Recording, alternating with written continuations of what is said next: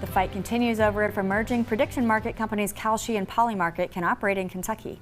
The latest in a string of lawsuits comes from the Trump administration.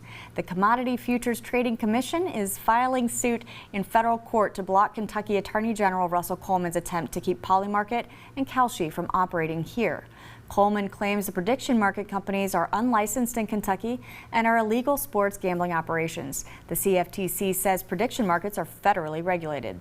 I think what this administration believes in is competition and innovation. We believe in regulation. We want to set clear rules of the road and make sure that investors are protected, customers are protected, and that our markets are well functioning.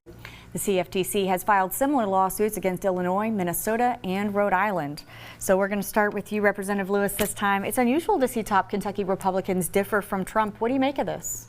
Sure. So I'm always hesitant to comment on ongoing lawsuits, but I will thank Attorney General Russell Coleman for taking this up.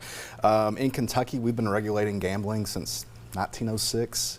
The CFTC was developed around the 70s. To not be gambling, it sure looks like gambling to me.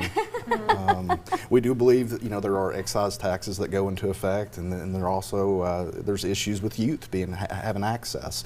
All these issues we take very serious, and we think it should be regulated. And we'll see how it plays out in court. Bojanowski, Governor Beshear has also been named in the Trump administration's suit. Is this an opportunity for a rare bipartisan movement in the prediction market? Well, I mean, I think that both the General Assembly and the governor's office feel like we should regulate and tax prediction markets. A lot of the discussion is the sports betting, and on Kalshi, it's about 70% of the trading volume. So. Polymarket is cryptocurrency. I set up a Polymarket account, and I was like number 1 million on a waiting list, and I don't intend to do cryptocurrency, but it is concerning. Would our kids get in there? I think that on the other hand, the markets say that they're just giving information. They're giving valuable information, but to me, it's gambling. Is gambling if you take a risk. And so it'll be interesting. I believe Kentucky is the first state to have litigation regarding taxing the prediction markets. It'll be interesting how it pans out.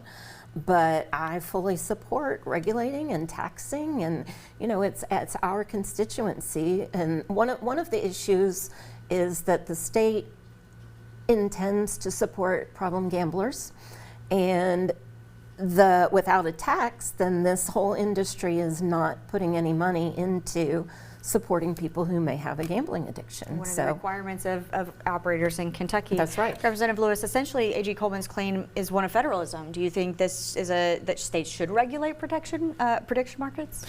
We believe that states should regulate it. We believe we have that authority. And I'll add this, I don't know what their business model is like. Maybe a 14.25% excise tax is too high, but, and I don't want to give him a big head, Trey Watson, I was listening to your all's podcast the other day, he made a great point. If that's too high, come back to the legislature and explain to us, what is fair. But we do believe that it should be regulated, and they should be paying their fair share as well. I have an estimate of the May 26 sales transactions for Kalshi are between 138 and 170 million of transaction fees. Now that's nationwide, and there isn't, I looked for specific data on Kentucky, but there's a lot of money on the table. And of course, if it's an industry that doesn't want to be taxed, then they're going to push back.